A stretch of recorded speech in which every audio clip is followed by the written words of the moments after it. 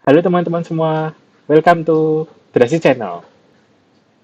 Ya, di video sebelumnya kita sudah mempelajari ini ya teman-teman, banyak sekali materi di dalam bahasa pemrograman Python, mulai dari pengenalan dasar atau pemahaman dasar dari bahasa pemrograman Python sendiri, kemudian kita belajar tentang tipe data, lalu kita belajar juga tentang pemrograman sederhana, kemudian kita juga belajar tentang kondisional dan juga looping di sini teman-teman.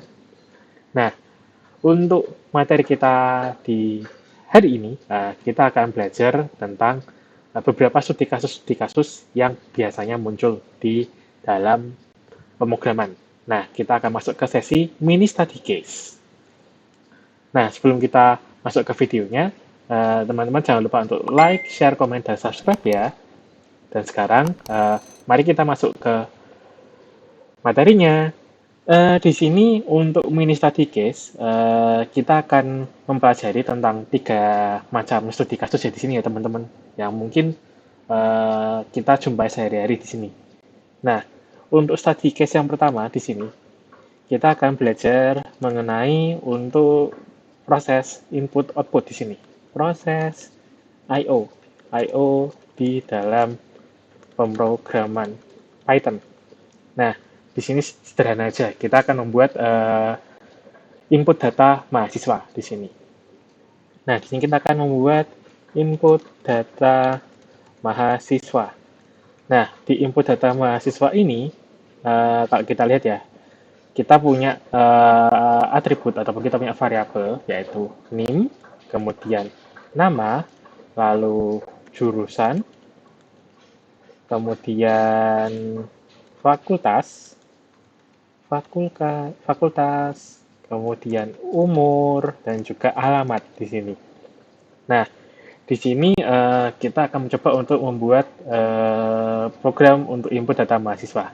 Oke, kita langsung saja di sini, tanpa berlama-lama. Ya, yang pertama di sini yang kita butuhkan adalah variabel NIM. Di sini ya teman-teman, kita buat dulu NIM sama dengan kita bisa buat untuk variabel NIM ini ke dalam bentuk integer ataupun string. Cuma di sini kita ingin masuknya ke dalam bentuk integer saja, gitu. Karena NIM ini kan kumpulan dari beberapa angka ya, yang merupakan identitas dari identitas sebuah mahasiswa, gitu. Makanya kita buat ke integer int, kemudian kita input di sini, int input, kemudian kita masukkan NIM di sini. Masukkan NIM, terus kemudian untuk NIM sudah, sekarang kita akan buat untuk nama, variabel nama sama dengan input. Nah, karena kalau nama kan dia bentuknya string, jadi kita nggak usah pakai pendeklarasian variabel tambahan di sini ataupun fungsi tambahan seperti integer ataupun float. Karena kalau input ini sudah memang base input dan outputnya adalah string. Masukkan nama, terus kemudian setelah NIM nama, lalu jurusan sama dengan input. Nah, di sini kita masukkan jurusan, terus kemudian ada lagi fakultas di sini. Fakultas sama dengan input, masukkan fakultas. Nah, ini biasanya kalau untuk pemrograman seperti ini biasanya sering banget dijumpai sama teman-teman ya, kalau bisa belajar pemrograman dasar. Apalagi untuk pemrograman I/O ataupun input-output. Umur, di sini kita akan set nilainya ke integer di sini. Input, kemudian kita buat masukkan umur, terus kemudian untuk alamat. Alamat sama dengan sorry. Di sini input, lalu masukkan alamat. Nah, seperti ini. Nah, kemudian ini tinggal kita panggil semua nih dari variabel NIM, nama, jurusan, fakultas, umur, dan alamat di sini. Nah, di sini kita tinggal memanggil data mahasiswa dari NIM, nama, jurusan, sampai dengan alamat di sini. Nah, ini kita masukkan di sini. Nah, caranya ya kita tinggal panggil biasa sih dengan menggunakan print di sini, menu fungsi print, kemudian tinggal dituliskan aja nama siapa seperti ini. Nah, mungkin biar agak rapi sedikit saya kasih backslash n biar ada spasinya, biar ada jaraknya ya. Gitu. Nama siapa di sini, koma, tinggal tuliskan nama variabelnya saja di sini. Nama, terus print. Di sini kita juga punya NIM. NIM berapa? NIM. Oke. Begini, koma, NIM. Terus print jurusan.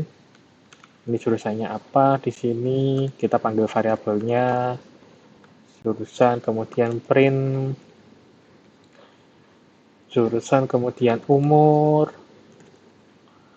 Nah, di sini kita juga akan panggil variabel umur dan alamat di sini. Print alamat. Nah, seperti ini alamat. Nah, ini sudah jadi nih untuk program sederhananya untuk input data mahasiswa. Nah, kalau misalnya kita run ya teman-teman, kurang lebih seperti ini nih nanti hasilnya. Maaf, ini kita loading sedikit ya.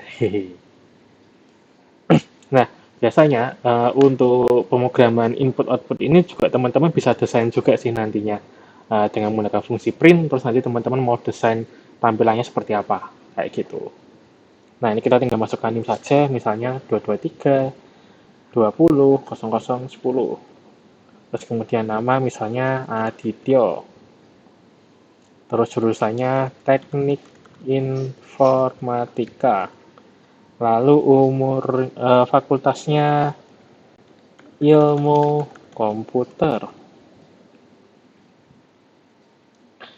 Terus umurnya adalah 23 tahun. Alamatnya Jalan Wungkal, misal. Nah, maka nanti yang muncul adalah seperti ini nanti. Gitu, teman-teman. Nah, ini biar kita kasih jeda sedikit, kita buat di sini print. Nah, seperti ini aja. Terus saya juga kurang satu variabel ketinggalan nih. Print apa ini? Jurusan fakultas. Fakultasnya apa di sini, koma fakultas. Nah, ini akan kita run lagi. Nah, saya masukkan lagi di sini 0001, terus misal namanya Adityo lagi, teknik informatika, terus ilmu komputer, kemudian umurnya 23, Jalan Wungkal. Nah, kalau lebih seperti ini nanti teman-teman hasilnya gitu. Nah, ini adalah studi kasus pertama di dalam proses input output ya teman-teman. Gitu. Jadi kalau untuk proses input output ya seperti ini. Dan juga teman-teman bisa custom nama variabel, kemudian juga custom untuk ininya juga ya. Untuk teksnya mau dimasukkan apa di sini. Itu juga bisa kalian custom sendiri, bisa kalian modifikasi sendiri gitu. Oke. Nah, sekarang di study case yang kedua, di sini kita akan belajar bersama-sama untuk membuat program ini ya, program kumpulan rumus di sini. Nah, untuk kumpulan rumusnya, di sini kita akan pakai contoh untuk rumus segitiga, rumus persegi, persegi panjang aja, persegi panjang, dan rumus lingkaran di sini. Nah, untuk program rumus ini kita akan menggunakan prinsip kondisional di sini. Kita akan main if else. Nah, di sini kita akan buat dulu inputannya di sini. Kita akan buat dulu masukannya dulu. Berarti menu. Kita akan buat menu sama dengan int input. Int input silakan pilih rumus berikut. Ada 1, 2, atau 3 di sini. Nah, sebelum kita masuk ke menu, di sini saya mau nambahin sedikit nih. Untuk rumus-rumusnya apa aja. Print di sini ada rumus segitiga, terus yang kedua ada rumus persegi panjang, terus yang ketiga ada rumus lingkaran seperti ini. Nah, ini kita sudah buat tampilannya. Nah, ini kalau pas kita pilih menunya 1, kalau 1 itu rumus segitiga. Nanti akan diarahkan ke berdasarkan untuk rumus segitiga seperti itu. Kalau kita pilihnya 2, berarti kita akan masuknya ke rumus persegi panjang. Begitu juga nomor 3 seperti itu. Nah, di sini kita akan mulai menggunakan konsep ini ya, konsep kondisional di sini. Nah, berarti kita akan buat dulu if kalau kita memilih menunya, if menu sama dengan 1, maka nah kita akan buat inputannya dulu nih. Untuk yang rumus segitiga, kita buat alas sama dengan int input masukkan nilai alasnya dalam bentuk sentimeter. Ini berapa? Terus kemudian tingginya juga sama. Ini tinggal kita copy aja, kita ubah deskripsinya di sini, masukkan nilai tingginya dalam bentuk sentimeter berapa. Terus baru kita masuk ke rumusnya di sini teman-teman. Jadi rumusnya adalah segitiga sama dengan setengah dikali alas kali tinggi. Nah, seperti ini. Terus kemudian kita akan menambahkan hasil dari segitiganya. Print hasil luas segitiga adalah nah, di sini kita buat segitiga, sentimeter kuadrat. Seperti ini. Ini untuk yang menu pertama. Terus kemudian untuk menu kedua, kita buat lagi di sini, kita menggunakan konsep elif ya. Elif menu sama dengan 2, maka ini saya perlu yang code di atasnya, saya copy, terus saya pastekan di sini, alasnya saya akan ganti ke panjang dan lebar. Nah, ini saya ganti ke panjang dan lebar, masukkan nilai panjang di sini. Panjangnya, terus nilai lebarnya. Terus untuk rumus persegi panjang sama dengan panjang kali lebar.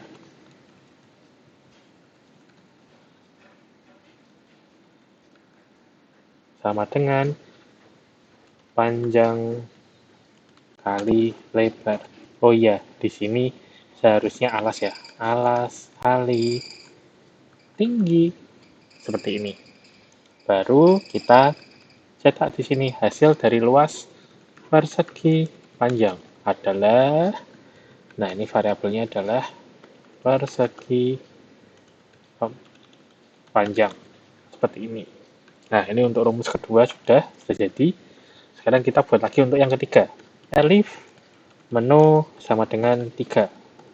Nah, maka di sini kalau untuk yang lingkaran kita butuh ini ya, kita butuh nilai P di sini. P sama dengan 3,14. Kita deklarasiin dulu nilainya, terus kita butuh nilai R. R ini berarti jari-jari. Masukkan nilai jari-jari di sini. Jari-jari lingkaran. Baru kita masuk ke rumusnya. Lingkaran sama dengan Pi dikali jari-jari pangkat 2. Seperti ini. Jadinya Pi kali R pangkat 2. Lalu baru kita tuliskan di sini untuk hasil luas dari lingkaran adalah lingkaran seperti ini. Nah, ini sudah jadi nih untuk rumusnya dari masing-masing rumus ya. Untuk rumus segitiga, persegi panjang, dan lingkaran. Dan di sini kita akan buat satu kondisional lagi. Kalau misalnya kita tidak memilih 1, 2, dan 3. Di sini else print rumus masih diupdate ya. Seperti ini aja. Nah, kemudian kita coba run di sini. Oh, oke. Oh, salah. Oh ya, di sini kita ada kesalahan penulisan. Oke. Nah, seperti ini. Misalnya saya pilih 3 di sini. Jari-jari lingkarannya 2. Nah, berarti hasilnya adalah 12,56 cm kuadrat. Seperti itu. Nah, kalau misalnya kita pilih selain 1, 2, dan 3, misalnya kita pilih 4 di sini. Nah, maka akan muncul rumus masih diupdate ya. Seperti itu. Nah, ini kurang lebih adalah static case untuk soal nomor 2. Yang dimana teman-teman membuat program untuk kumpulan rumus. Ataupun nanti juga teman-teman bisa implementasikan di kasus yang hampir serupa seperti ini. Gitu. Dan teman-teman pun juga bisa nanti mau memodif bagaimana ya di sini ya untuk algoritmanya. Tapi kurang lebih untuk alur algoritmanya seperti ini sih. Gitu teman-teman. Oke, sekarang kita akan masuk ke studi kasus yang ketiga ya. Nah, untuk studi kasus yang ketiga ini, kita akan membuat sebuah program ini. Program untuk apa buah kesukaanmu. Nah, kita akan membuat sebuah program di sini yang dimana akan memunculkan nama-nama buah yang kita sukai di sini dengan cara kita menginputkan sebanyak-banyaknya nama buah tersebut, kemudian nanti akan muncul secara berurutan penamaannya ya, gitu teman-teman. Dan di sini kita akan menggunakan konsep looping di sini teman-teman. Nah, di sini hal pertama yang perlu kita lakukan, kita buat deskripsinya dulu di sini. Saya akan buat judul programnya apa nama buah apa buah favorit kamu. Nah, terus kemudian di bawahnya di sini silakan inputkan nama buah yang kamu suka sebanyak-banyaknya. Terus kemudian saya buat lagi print di sini, tekan ketik Q untuk keluar dari untuk mengakhiri program ini. Nah, misal seperti ini. Terus di sini kita akan membuat sebuah list kosong ya, yang dimana nanti list kosongnya ini akan digunakan untuk menampung hasil dari inputan yang sudah kalian inputkan agar bisa dimasukkan dan juga bisa ditampilkan ke outputnya nanti. Nah, di sini saya akan buat variabel namanya suka sama dengan kita buat list kosong seperti ini, list ataupun array kosong, kita menggunakan kurung siku. Terus kemudian di sini kita menggunakan nanti ada 2 macam looping yang akan kita gunakan di sini. Nah, di sini kita akan buat while true, maka data ini akan kita inputkan nantinya. Data sama dengan input. Nah, nanti dari data yang sudah kita inputkan, nanti akan masuk ke sini nanti, akan masuk ke input, lalu kita buat kondisi juga di sini, if data sama dengan Q, ataupun di sini kita buat ini ya, string lower. Di sini string lower dari data. Nah, gunanya string lower ataupun str.lower ini adalah untuk membuat inputan yang misalnya kita menggunakan inputan string key ataupun nanti kita membuat ada huruf besarnya, itu akan diubah semua menjadi huruf kecil seperti itu. Nah, ketika nanti kita menginputkan Q, maka program tersebut akan selesai. Nah, kita pakai fungsi break di sini. Terus kemudian kita akan buat urutannya dengan suka.append di sini.